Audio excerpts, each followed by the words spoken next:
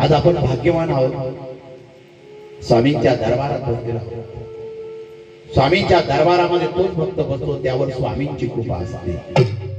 कोणी स्वामींच्या दरबारात बसत नाही. स्वामींच्या दरबारामध्ये तोच भक्त बसतो त्याच्यावर ब्रह्मांड नायकाची कृपा असते. अक्कलकोटला तोच भक्त बसतो त्याच्यावर स्वामी महाराजांची कृपा असते. नाही तर कोणी अक्कलकोट नाही करू शकत. महाराज सतत सांगत असायचे, तुमच्याकडे किती पैसा असू द्या, माझ्या कृपेशिवाय माझ्या आशीर्वादाशिवाय कोणी अक्कलकोटला पोहोचणार नाही. म्हणून आपण म्हणतो मी अक्कलकोटला आलो, आपण भाग्यवान आहोत.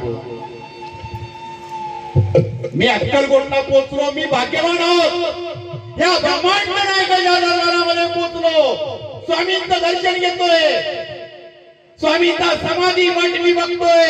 या समाधी मठामध्ये मी दर्शन घेतोय आणि या समाधी मठामधून माझे स्वामी महाराज आवाज देत आहे, अरे काळजी का करतोस, मी सदैव तुझ्या पाठीशी आहे. ही स्वामींची कृपा आहे.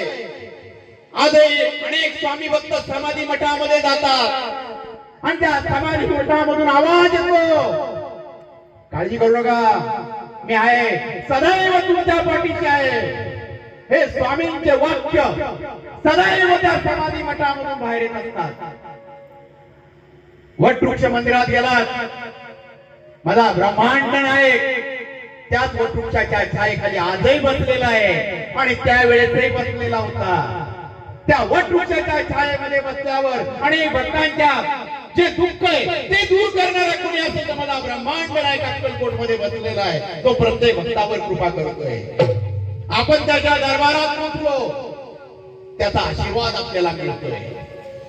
भाग्यवान आहोत आपण, त्या अक्कलकोट नगरीमध्ये पोहोचलो, त्यांचं दर्शन घेतोय. आपल्यासारखं भाग्यवान कोणी नाही. साक्षात ब्रह्मांड नायक तिथे बसलेला आहे आणि तो ब्रह्मांड नायक आपल्याला बघतोय, तो आशीर्वाद देतोय. हे आपल्या भाग्य. आणि त्यावेळेस साक्षात मला ब्रह्मांड नायक त्या वटवृक्षाच्या छायेमध्ये बसलेला असताना अनेक भक्तांवर कृपा करतो.